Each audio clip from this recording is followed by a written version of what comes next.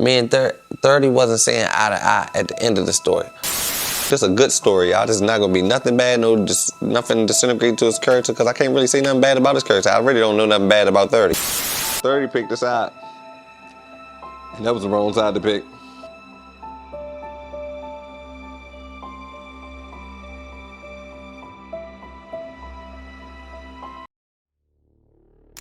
Dawn broke over South Baltimore on Wednesday, September 6, 2017, and police were already on scene. At about 5:20 a.m., officers responded to the 4200 block of Audrey Avenue and found a man down in an alley with multiple gunshot wounds to his torso. Medics pronounced him deceased where he lay. By the end of the week, authorities publicly identified the deceased as 26-year-old Theodore Deshaun Pickford, known in the D.C., Maryland, Virginia rap scene as 30 Glizzy. He was the 243rd homicide recorded in Baltimore that year. That location raised immediate questions. The DMV refers to the D.C. metro area, encompassing Washington, D.C., as well as nearby Maryland. Places like Prince George's and Montgomery, and Northern Virginia, including Arlington, Alexandria, and Fairfax. Some view the area as a single scene, a pipeline of artists and crews. 30 lived in Oxon Hill, Maryland, attached to the D.C. side of the DMV, and friends, including his attorney, knew him as a D.C. guy. Yet the life-ending gunfire happened miles away in South Baltimore's industrial fringe, a place many in the city think of as an afterthought until street retaliation pushes it into view. What happened in the hours before that 5:20 a.m. call has never been established in official public reporting. But what is on the public record is simple and stark. An alley, an early morning response, and a young artist declared deceased at the scene. Detectives released the name and asked for tips. No suspect descriptions were published, and no arrests were announced in the immediate aftermath. The case entered the city's daily tally, while the community tried to process the loss. News of 30 Glizzy's passing hit the DMV quickly. Within a day, Shy Glizzy posted an image in remembrance on Instagram. However, it seemed that Shy has since deleted the post. Fellow artists, like ASAP Ant, publicly offered condolences. In the weeks that followed, Shy turned grief into music. On September 29, 2017, he released Take Me Away, widely framed as a response to losing 30 and confronting his own mortality. In an interview, Shy said, "It's a war started outside," while explaining the record came from his own pain. But who was 30 Glizzy? His government name was Theodore Deshaun Pickford. In the DMV, he was 30 Glizzy. Reporters would later describe him as a Washington area rapper, just 26, with momentum that hadn't peaked yet. In the DMV, 30 Glizzy moved inside Glizzy Gang, the DC-anchored crew led by Shy Glizzy. Local reporting on his passing identified him as a Glizzy gang member from Oxon Hills, Maryland, part of the DC pipeline that fed talent into Shy's orbit. Aunt Glizzy said 30 Glizzy came into Shy's orbit through Vito Glizzy, and that before they clicked up, 30 and Vito recorded a low-budget diss aimed at Shy in Clip's basement. According to Aunt, Shy and Vito later squashed it, and that's how 30 started coming around.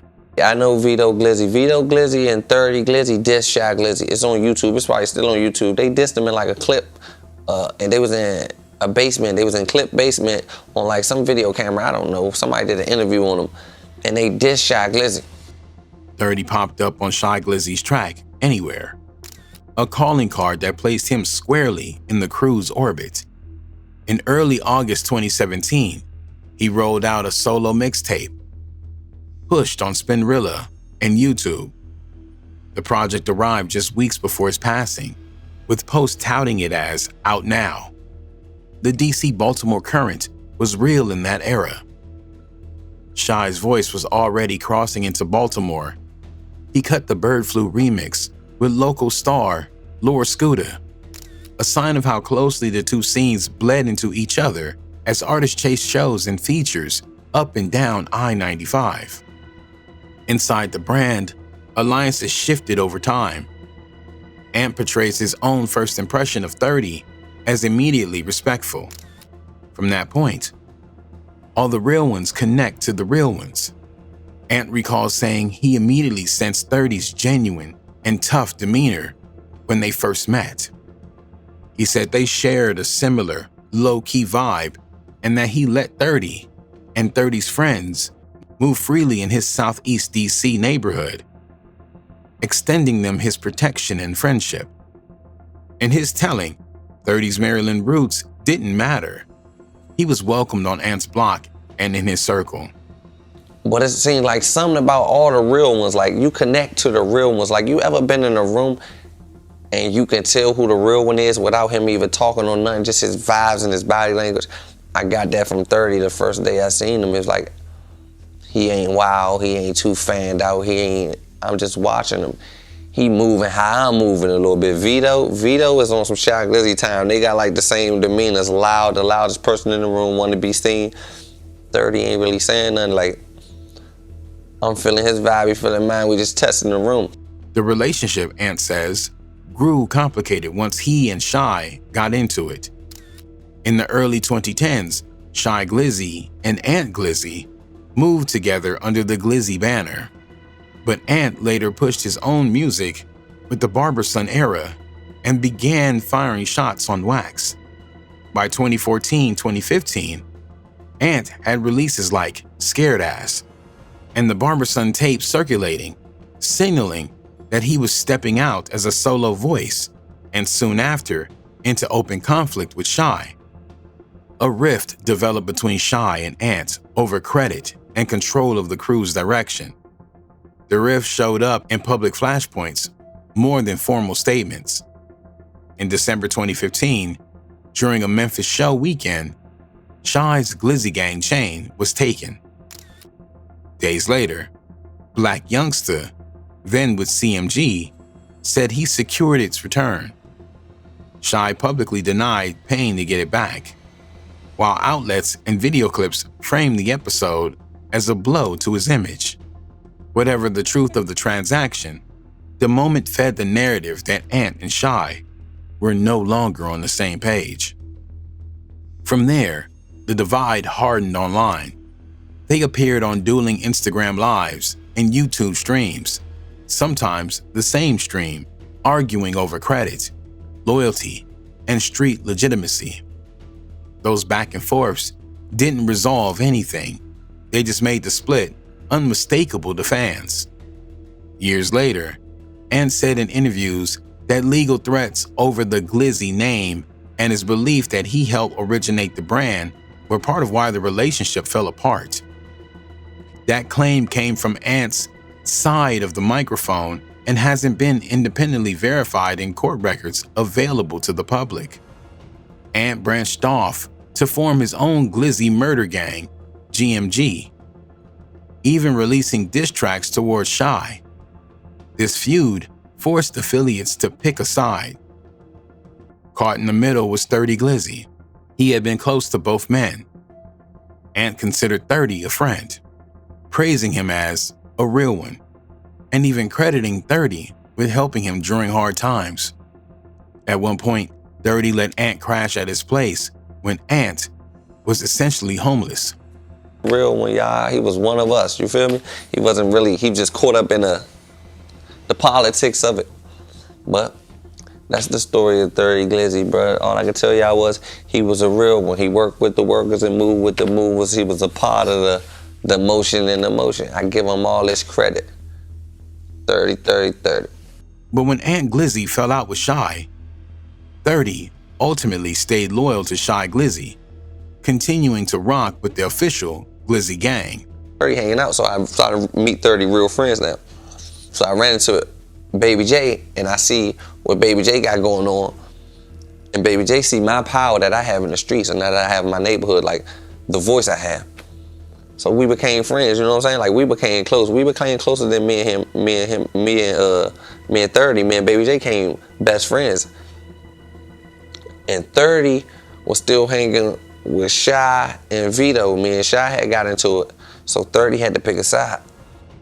Ant later said there should never have been a need to choose, but acknowledged that 30 took the fame route, given Shy's rising success. 30 picked a side, and it was the wrong side to pick, Ant remarked.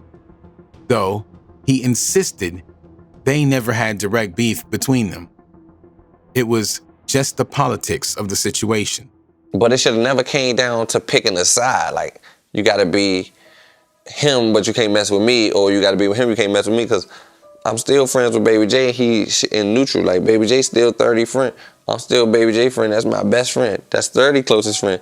We still all in the sum. It's just friction because Shy don't like me. So if Shy don't like me, 30 can't be around him. If you know what I'm saying, that's the way it go. Despite the crew's split, 30 Glizzy remained an active member of Shy Camp, along newcomers like 3 Glizzy, Taliban Glizzy, and others. His music output continued under Shy's umbrella, but some who knew him, including Ant, felt 30 wasn't getting enough spotlight or support from the Glizzy gang machine. Still, those close to 30 unanimously agree on his character. 30, his real name was Theo, a real one. Can't take that from him. But how did 30 Glizzy end up deceased? With no official narrative explaining why 30 Glizzy was hit, local rumors and street reporters began to circulate, painting a dramatic picture of betrayal. The most discussed theory, later openly voiced by Aunt Glizzy, is that 30 Glizzy was backdoored. In street slang, getting backdoored means being set up or betrayed by someone close, allowing enemies to ambush you. In this telling, early in 2017, Shy Glizzy has been networking in Baltimore and brought 30 with him, introducing him to some local hustlers. 30 saw an opportunity and later returned to Baltimore on his own, carrying diluted or counterfeit promethazine codeine syrup, aka lean, and even bogus dope, intending to finesse the Baltimore buyers for quick cash. He arrived by rideshare in the pre-dawn hours to complete the deal. However, the Baltimore crew quickly realized the product was fake, and at that point, crucially, they phoned Shy Glizzy to check 30's credibility. Ant claimed that Shy, perhaps embarrassed or angry that 30 was freelancing a scam under the Glizzy name, denied any ties to him. "That dude ain't with me.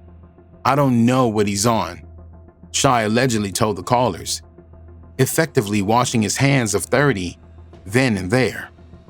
Feeling greenlit by Shy's response, the Baltimore guys allegedly turned on 30 Glizzy. When 30 saw a gun being drawn, he tried to run, but it was too late. He was shot in the back multiple times as he fled, succumbing to his injuries in that alley. The retaliations that framed 30 Glizzy's passing sat inside an ongoing Wellington Park versus Glizzy murder gang feud. In closing arguments, they walked jurors through a string of connecting shootings across spring and summer 2017, telling them to follow the guns, leading to 30 Glizzy's ultimate demise. After 30's passing, according to investigators' claims, allies of 30 were angry, upset, crushed after his passing and chose to retaliate against the Glizzy murder gang. 4 days later, on September 10th, 2017, Carl Hadley, a 24-year-old identified as a GMG member, was gunned down. Surveillance showed 3 individuals exiting a black Dodge and firing 31 rounds. The state argued a video posted by one defendant that day showed him in clothing matching the shooter and holding a gun later found at his home. In the state's summation, 30 for 30 rounds on behalf of 30 Glizzy, a jury later found Saquon Williams and Quincy Garvin guilty, while armed, participation in a criminal street gang, and related charges in the September 10th Get Back attack. Both men were sentenced in 2023. Those verdicts addressed the retaliation shooting, but 30 Glizzy's Baltimore homicide remains unsolved in public reporting. Rest in peace, 30 Glizzy.